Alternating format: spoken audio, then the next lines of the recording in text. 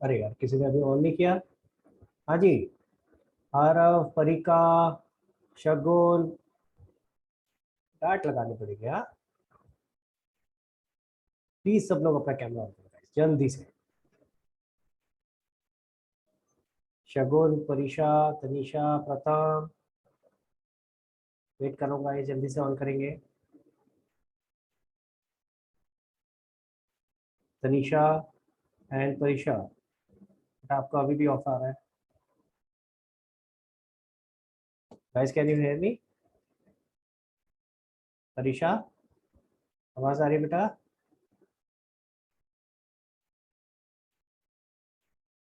Parisha, can you hear me? Parisha को, तनीषा, परीशा बेटा, आप लोग, मेरी आवाज आ रही है? हाँ, कहाँ चली गई थी परीशा? बता दिया कर, अगर 2 मिनट बाद ऑन कर रही हो तो बता दिया कर, सब 2 मिनट दे दो। हाँ जी। शगुन एंड तनीषा बेटा, आप भी प्लीज ऑन कर लो। हाँ निशा बेटा, आपका हैंड रेज्ड है, तो पहले आपसे डिस्कस कर लेते हैं, क्या डाउट है बताओ। सर ये जो इनवॉइस और बिल है, जब जैसे बिल रिसीवेबल हमें इशू करेगा अगर दोबारा बोलो बेटा। बिल, तो वो इनवॉइस। यही इनवॉइस और सही जो इनवॉइस और बिल है, तो जब बिल रिसीवेबल इशू करता है बिल, तो ये वही बिल होगा। अरे नहीं भाई, बिल वो बिल ऑफ एक्सचेंज है, वो अलग चीज है। कंफ्यूज मत हो, वो बिल ऑफ एक्सचेंज बोलते हैं और सर उसको। वो जो कागज का टुकड़ा साइन करते हैं कि हाँ भाई हम आपको वादा कर रहे हैं 2 हफ्ते बाद, 2 महीने बाद पैसे देंगे, वो बिल ऑफ एक्सचेंज है, ये वो बिल नहीं है। और सर ये जो पेन स्लिप है, जैसे ये हम कभी भी कैश या चेक डिपॉजिट करेंगे बैंक में, तो उसके साथ ये हम देंगे डिपॉजिट, बिल्कुल ये भी करवाएंगे पेन स्लिप। बिल्कुल। इसके तो दो सर काउंटर जैसे पार्ट, इसके दो दो दो हिस्से होते हैं ना। तो राइट हैंड साइड वाला जमा होगा और लेफ्ट हैंड साइड वाला आपके पास एक्नॉलेजमेंट के साथ आप ही तो रखोगे। सर कैश जैसे हम अपना कैश चेक जो होगा वो हम अपना भी डिपॉजिट करवा सकते हैं, या दूसरी अगर किसी पार्टी ने हमें दिया हो हमारे नाम पर, तो वो तो उन दोनों के साथ पेन स्लिप डिपॉजिट करवाएंगे। मैं तेरा सवाल ढंग से नहीं समझ पाया। पहले तो बता, कैश का है या चेक का सवाल है, पहले एक पे आते हैं। सर जैसे अगर दोनों की बात हो, एक कैश की या फिर करना, चेक। पहले एक की समझ ले, क्योंकि मेरे तेरे को सवाल नहीं समझ आया ना, इसीलिए कह रहा हूँ। मान ले कैश की बात करते हैं, तो दोबारा से सवाल पूछ, कैश का क्या पूछना चाह रही सर है? चेक चेक चेक की बात करिए। चेक की बात कर लेते हैं, चलो चेक की बात बताओ बेटा। तो सर जैसे चेक हम अपना भी पे कर सकते हैं, और अगर किसी दूसरी पार्टी ने हमारे नाम पर चेक दिया हो तो हम उसको भी अब पे इसका कर क्या सकते मतलब है कि अपना भी पे कर सकते हैं? दूसरी पार्टी तो हमें चेक देगी, अपना चेक कौन सा होगा? अपना चेक तो वो होगा जो हम किसी और को देंगे, वो हम अपने अपने आप थोड़ी ना जमा कराएंगे। भाई अगर निशात, मान ले, मैं एग्जांपल देता हूँ, मान लेते बेटा मैं आप लोगों के साथ फीस चार्ज करता हूँ, ठीक है? अब आप मुझे फीस पे करोगे, कैसे करोगे? चेक के थ्रू करोगे, ठीक है? अब आप चेक काटोगे तो चेक आप काट के मुझे दोगे, मैं अपने बैंक में जाके जमा कराऊंगा ना। तो पे स्लिप मैं भरूंगा अपने बैंक में जा करके, जब मैं वो चेक जमा कराऊंगा। आप थोड़ी ना भरोगे। आप हैं। कौन सी चेक, आप कौन से केस में पे स्लिप भरोगे? जब जो चेक कैश, आपको मिले हैं, जो आपको रिसीव हुए हैं। और कैश अगर हम और कैश में, देंगे। अगर आपको कैश जमा कराना है, ठीक है? ओके। क्लियर हो गया? यस। यस। और कोई डाउट? हाँ नव्या।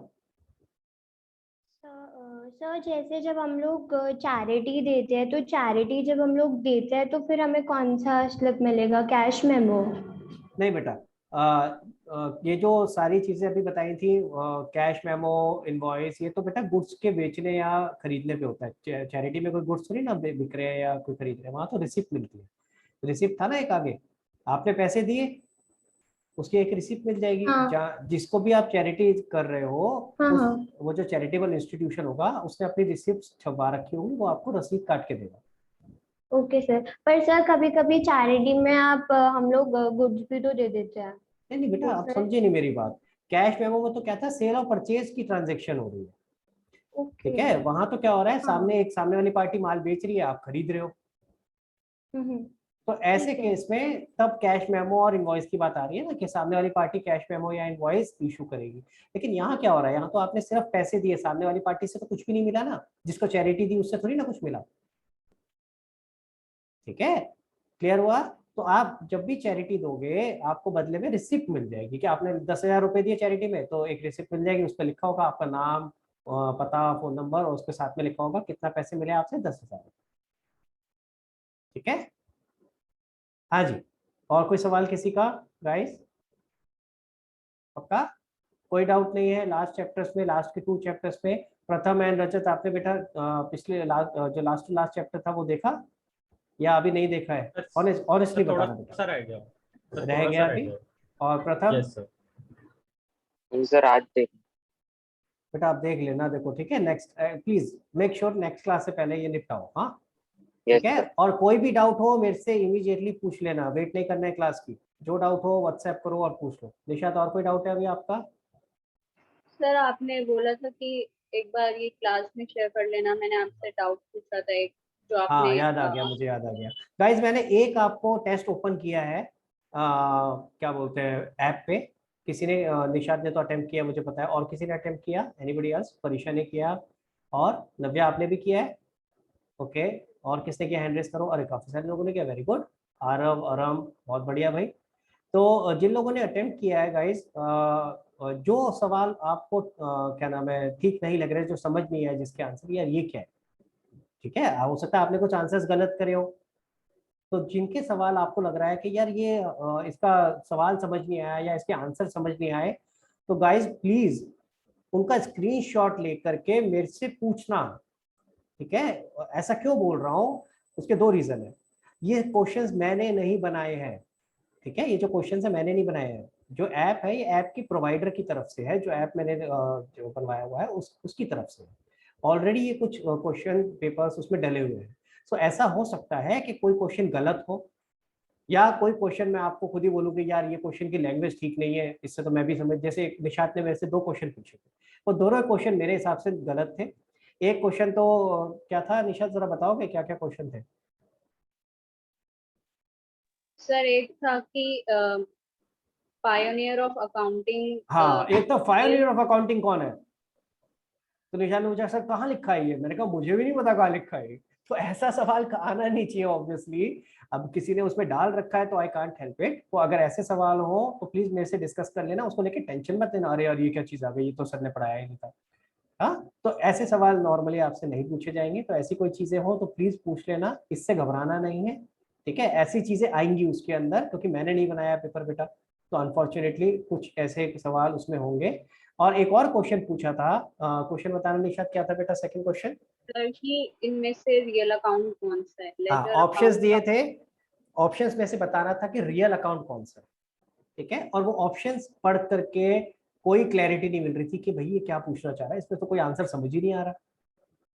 और फिर बाद में मैंने निशा से पूछा बेटा, मैंने निशा इसमें क्या लिखा था एक्सप्लेनेशन में, आंसर में? तो निशा देखो मेरे को समझ में आ गया एक्सप्लेनेशन पढ़ के, तो मैंने कहा भेज जरा मुझे क्या है।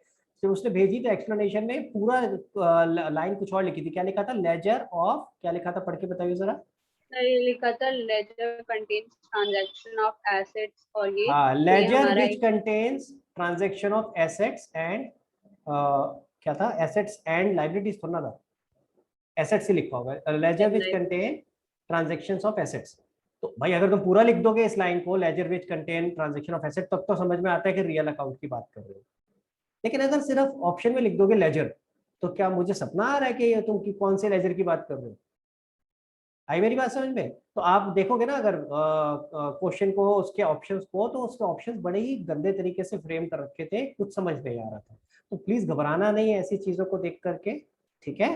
हाँ, बट इसका ये मतलब नहीं है कि सारे क्वेश्चंस बेकार है, नहीं ऐसा नहीं है। हाँ, ये हो सकता है 5-10% क्वेश्चंस अच्छे नहीं होंगे उसमें, ठीक नहीं होंगे, तो इसका ये मतलब नहीं कि इसका टूल का यूज मत करो, यूज करो भैया, जितना ज्यादा प्रैक्टिस करोगे उतना अच्छा रहेगा, ठीक है? और मैं मल्टीपल आपके चैप्टर्स के जो फर्स्ट 4-5 चैप्टर्स है, मैंने आपको बोला था, उन सबके टेस्ट ओपन कर दूंगा जब आपको मौका मिले, जब भी मन कर रहा चल यार एक बार ट्राई करके देखते हैं।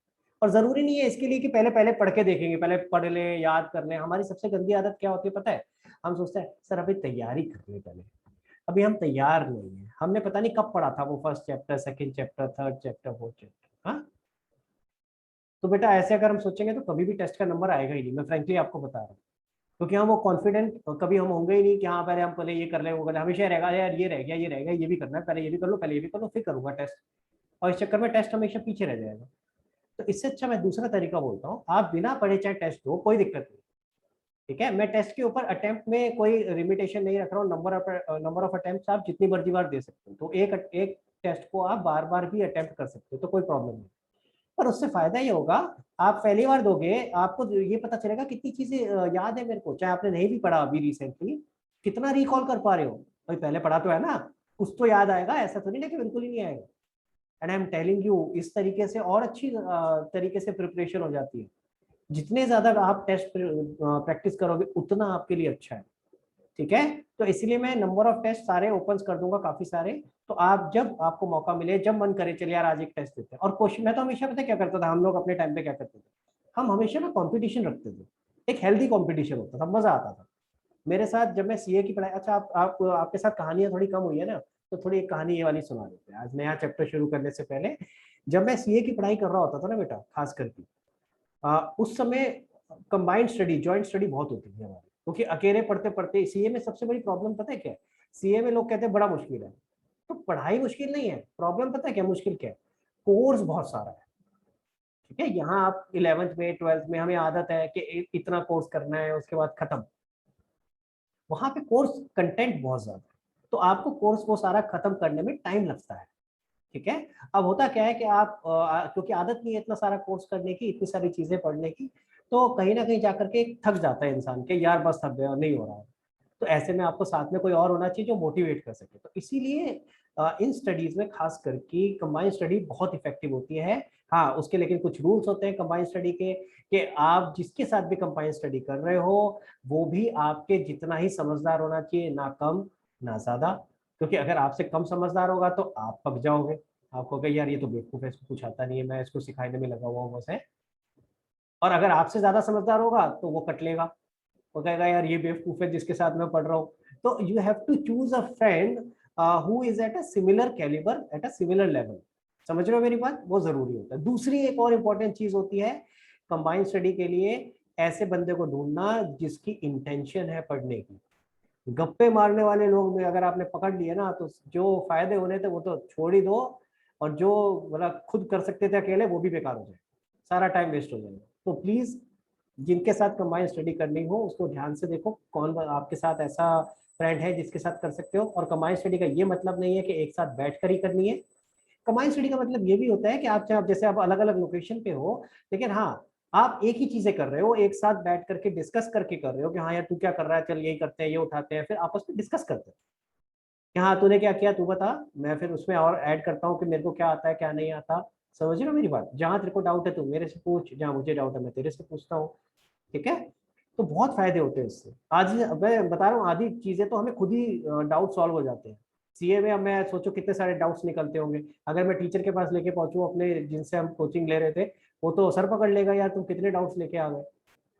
तो हम क्या करते थे, आधे से ज्यादा डाउट तो हमारे आपस में सॉल्व हो जाते थे, हम अपने फ्रेंड्स में डिस्कस करते थे, कहीं ना कहीं से पता जाता था अच्छा हाँ ये सही कह रहा है, ये बात सही है। फिर जो जहाँ डाउट फिर भी रह जाता था हम सिर्फ वही जाके पूछते थे, उससे दोनों का फायदा होता है कि हम आपस में डाउट्स भी क्लियर हो गए, और at the end of the day teacher से भी जो पूछने थे सिर्फ वही डाउट्स पूछे। तो कंबाइंड स्टडी करा करो, कोशिश करा करो, ऐसे लोगों को, ऐसे दोस्तों को आइडेंटिफाई करो जो आपको मोटिवेट कर सके, जो आपके साथ आपके लेवल के हो, जो साथ में कंबाइंड स्टडी कर सके। अब सीए में क्या होता था, मेरा एक फ्रेंड होता था प्रदीप करके, ठीक है। आज वो भी सीए है, मैं भी सीए हूँ, वो भी अभी किसी कंपनी में काम कर रहा है। इनफैक्ट वो अभी शायद इंडिया में भी नहीं है, अभी तो वो शायद दुबई में है। तो उस समय जब हम लोग पढ़ रहे होते थे तो हम हर समय पढ़ते रहते थे, हमारा ये हाल होता था, और हम कंपटीशन में होते थे। मैं आपको एक एग्जैक्ट चीज बता रहा हूँ, हम लोग आईटीओ जाते थे, आईटीओ के आगे इनफैक्ट एक वो है जगह जहाँ पे कोचिंग क्लासेस होती हैं, सीए की बहुत कोचिंग क्लासेस होती है वहाँ पे।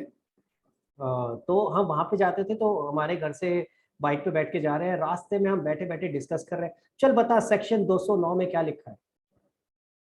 सेक्शन समझे, सेक्शन होते हैं एक्ट के अंदर, तो हम ऐसे पूछते थे रेंडमली, अच्छा बता 114 में क्या है। सोचो जरा कितना डिफिकल्ट लग रहा है सुनने में, है लेकिन मजा आता था करने में। जो चीजें इंपॉर्टेंट होती थी ना हम ऐसे डिस्कस करते हुए जाते थे रास्ते में, मतलब बाइक पे जा रहे हैं, बाइक पे जाते जाते भी हम ऐसे डिस्कस कर रहे हैं, जस्ट इमेजिन। और एक दूसरे के साथ बड़ा मजा आता था। अब इस चीज में सब पार्टिसिपेटिव होने चाहिए, अगर आप में दूसरा बंदा पार्टिसिपेटिव नहीं है तो मजा नहीं आया। इनफैक्ट हम लोग ऑलमोस्ट 24 आवर्स एक साथ बिताते थे, एक दिन वो मेरे यहाँ रुकता था, एक दिन मैं उसके यहाँ रुकता था।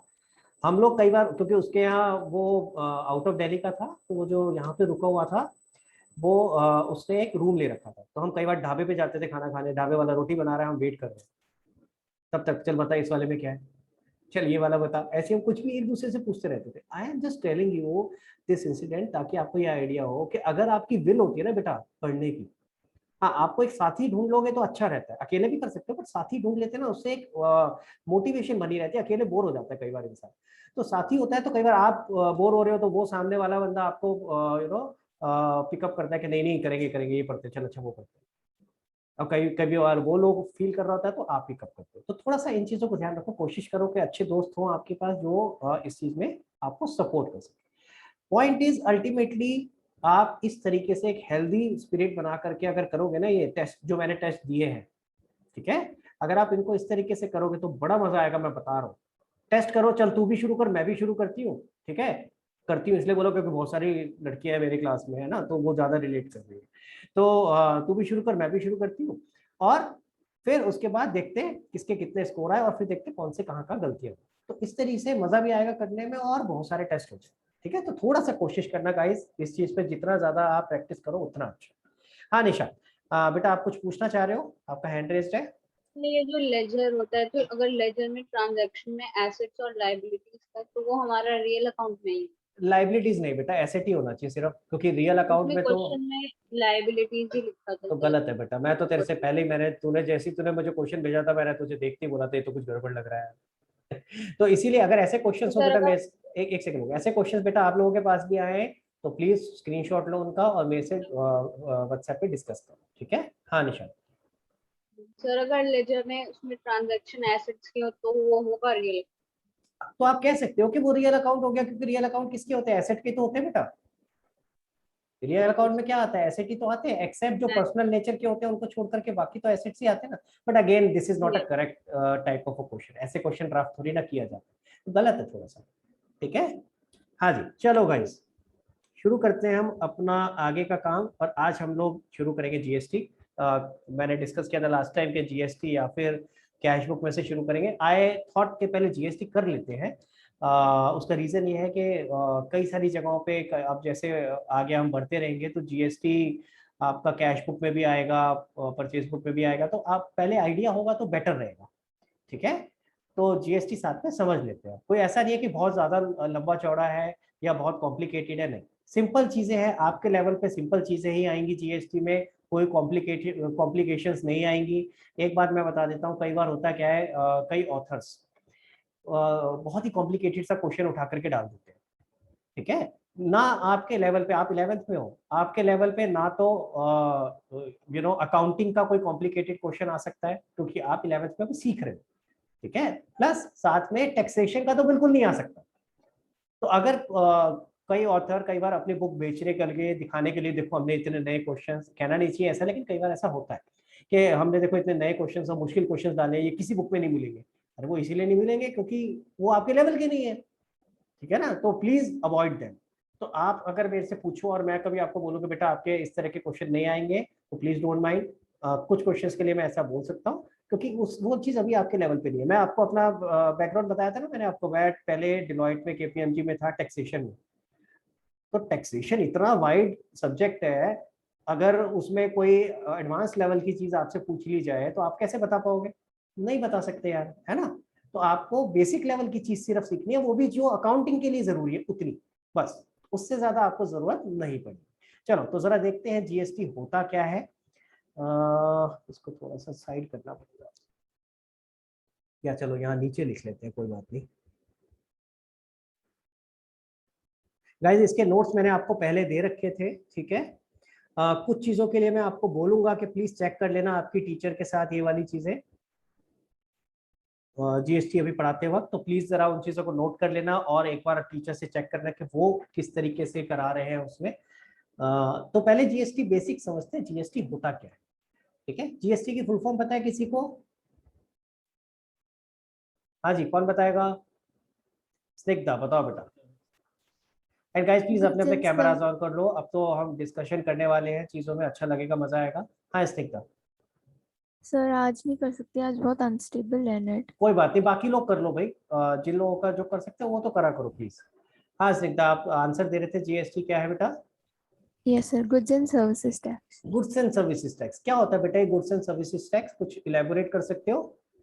यस सर, जैसे हम डेली लाइफ में बहुत सारी चीजें खरीदते हैं, जैसे हाँ। ग्रोसरी सामान एंड वो सब, तो उस पे एक टैक्स लगता है, गवर्नमेंट एक टैक्स लेती है हमसे। वेरी तो गुड, और ऐसे ही सर्विसेज पे भी लेती है।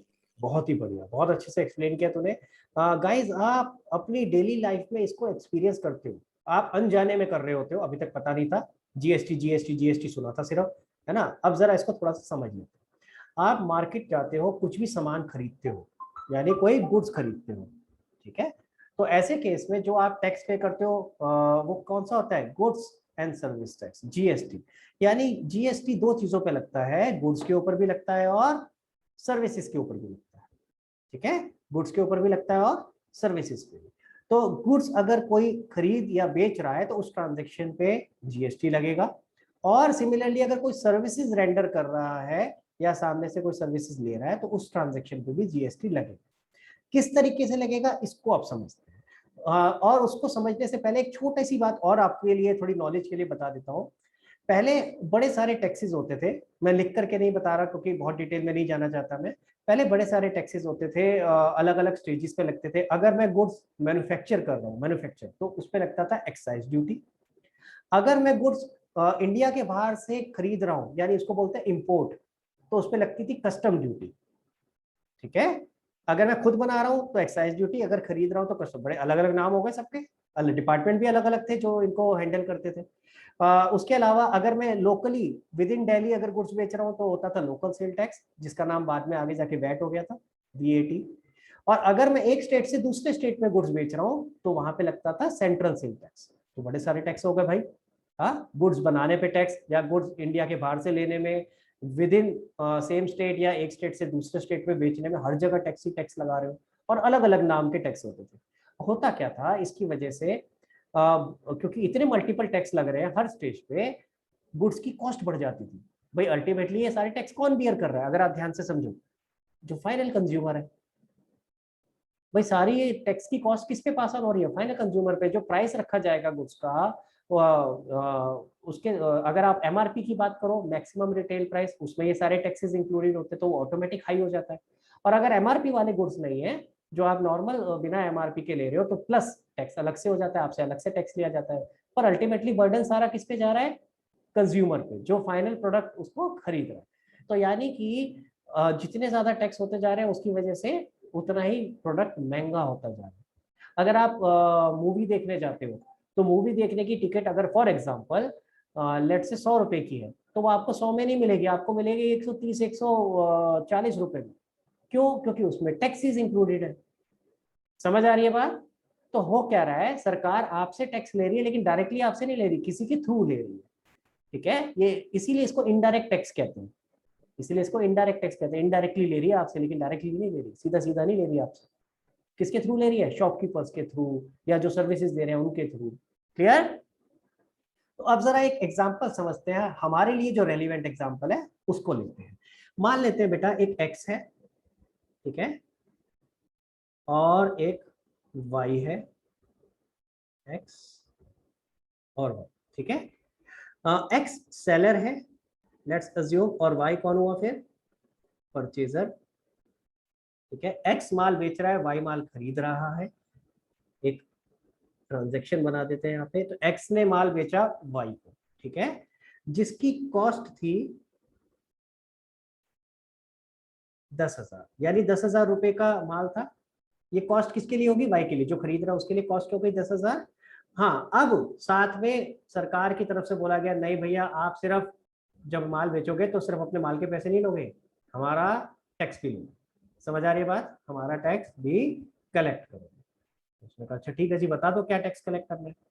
तो टैक्स पे दो तरीके के टैक्स रखे गए कि अगर आप सेम स्टेट में माल बेच रहे हो तो आपका लगेगा सीजीएसटी और एसजीएसटी। मैं अभी नाम लिख के दिखाऊंगा क्या होते हैं सीजीएसटी, एसजीएसटी। और अगर आप एक स्टेट से दूसरे स्टेट में बेच रहे हो तो लगेगा आईजीएसटी। पहले मैं लिख ही देता हूँ, एक काम करते हैं, ठीक है, इसको थोड़ा नीचे कर लेते हैं। एंड पहले ये टैक्सेस के नाम आपको बता देता हूँ और फिर हम इस एग्जाम्पल को कंटिन्यू करेंगे। देखो बेटा, टोटल जो आपके गुड्स एंड सर्विस टैक्स है इसकी शॉर्ट फॉर्म हो गई जीएसटी, ठीक है, गुड्स एंड सर्विसेज टैक्स, ठीक है। टोटल ये 3 तरह के टैक्सेस है बेटा। 3 टैक्सेस कौन कौन से हैं? एक है एसजीएसटी, दूसरा सीजीएसटी और तीसरा है आईजीएसटी। एसजीएसटी का मतलब क्या होता है? एसजीएसटी का मतलब होता है, एक सेकंड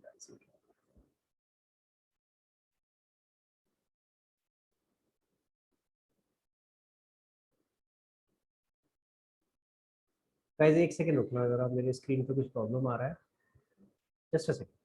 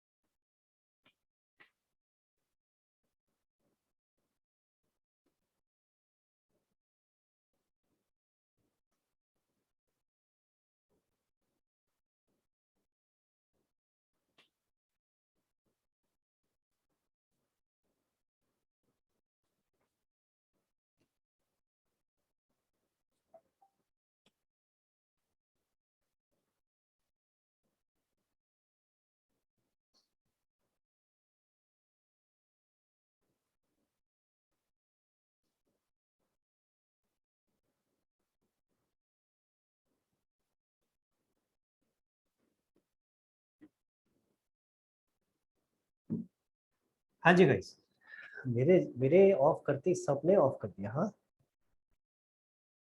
हाँ जी, प्लीज ऑन कर लो गाइस। देखो सब लोग प्लीज कैमरास ऑन कर लो, प्लीज रिक्वेस्ट है। एसजीएसटी का मतलब क्या है? मैं आपको ये बता रहा था। तो एसजीएसटी का मतलब है state goods and service tax,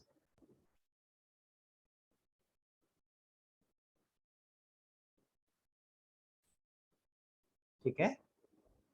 CGST का मतलब होता है central goods and services tax, और आईजीएसटी का मतलब होता है इंटीग्रेटेड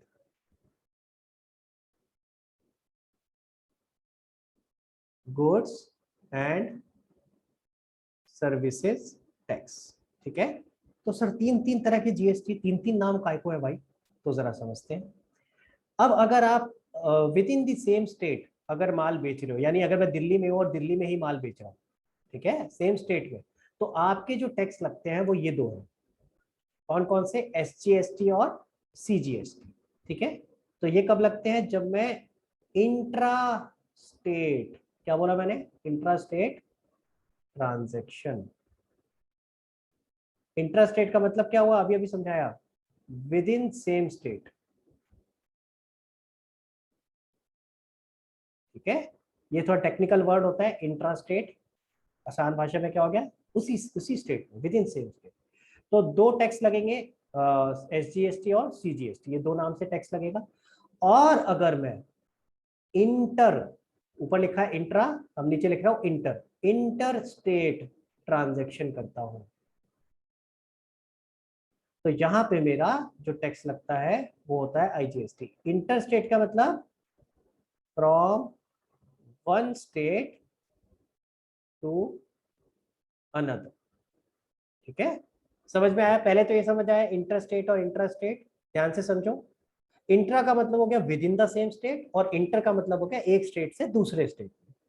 तो अगर मैं with in the same state अगर मैं ट्रांजेक्शन कर रहा हूँ, यानी कि मैंने दिल्ली में ही माल बेचा, मैं भी दिल्ली में हूँ, निशात भी दिल्ली में है, मान लेते हैं फॉर एग्जांपल, ठीक है। तो निशात ने मेरे से कुछ सामान खरीदा, तो क्योंकि मैंने दिल्ली में ही माल बेचा, तो कौन सी ट्रांजेक्शन हुई है?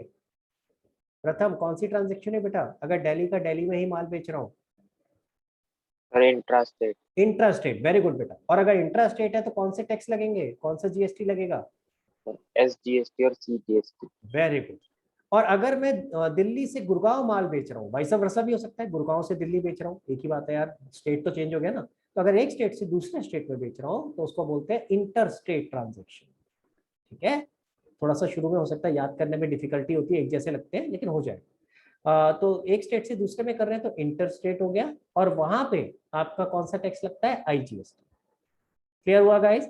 अब एक सवाल दिमाग में आता है, सर अगर एक स्टेट से दूसरे स्टेट में कर रहे हैं तो एक टैक्स लग रहा है, और with in the same state कर रहे हैं तो दो टैक्स।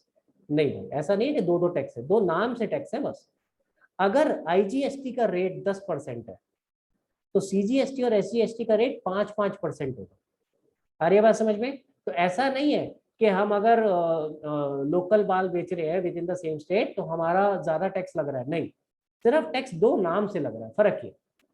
ठीक है, तो अगर आईजीएसटी का रेट 10% होगा तो सीजीएसटी का रेट और एसजीएसटी का रेट 5% होगा, उसका आधा होगा। अगर आईजीएसटी का रेट 8% होगा तो सीजीएसटी और एसजीएसटी का रेट 4% होगा। तो टैक्स दोनों ही सिनेरियो में सेम लग रहा है। आई बात समझ? क्लियर हुआ गाइस?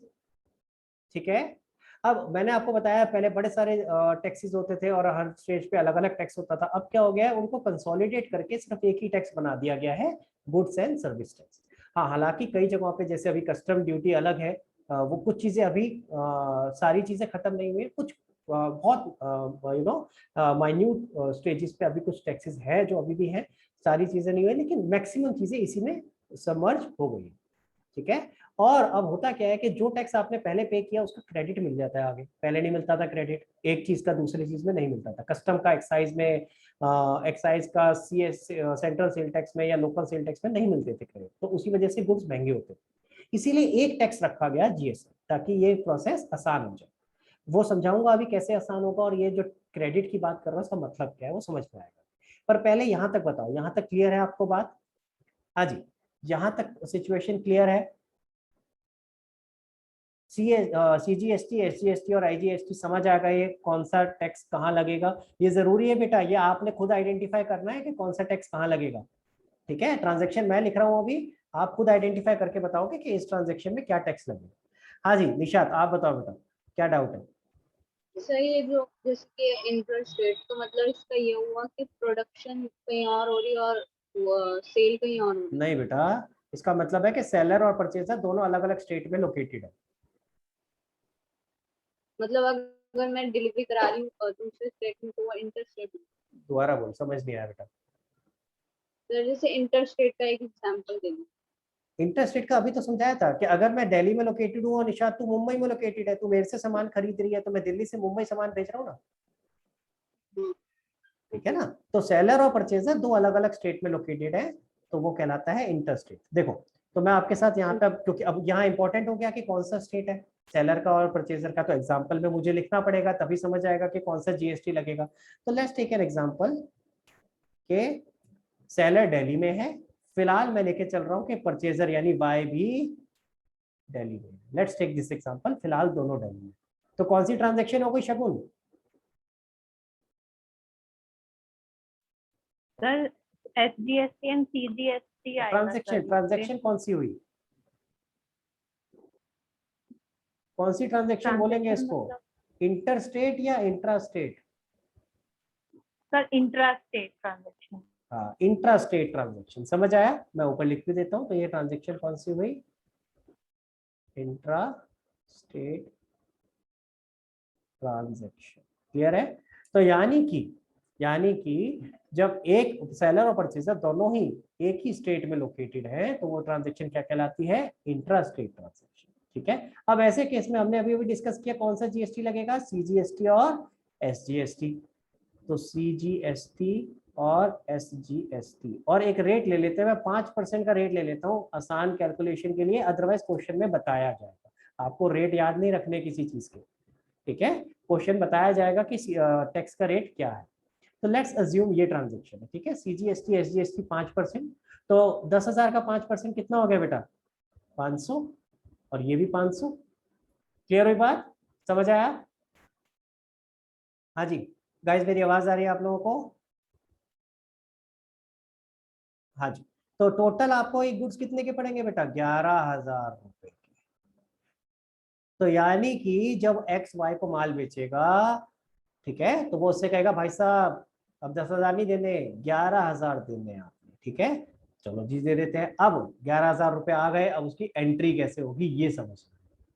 असल बात तो यहाँ से शुरू होगी कि अब 11,000 रुपए जो आ गए, एक्स उसकी एंट्री अपनी बुक्स में कैसे करेगा और वाई उसकी एंट्री अपनी बुक्स में कैसे करेगा। ठीक है, तो जरा ये समझते हैं। देखो पहले एक्स की बात करते हैं, तो मैं इधर बना रहा हूं इन दी बुक्स ऑफ एक्स, और इस तरह बनाएंगे इन दी बुक्स ऑफ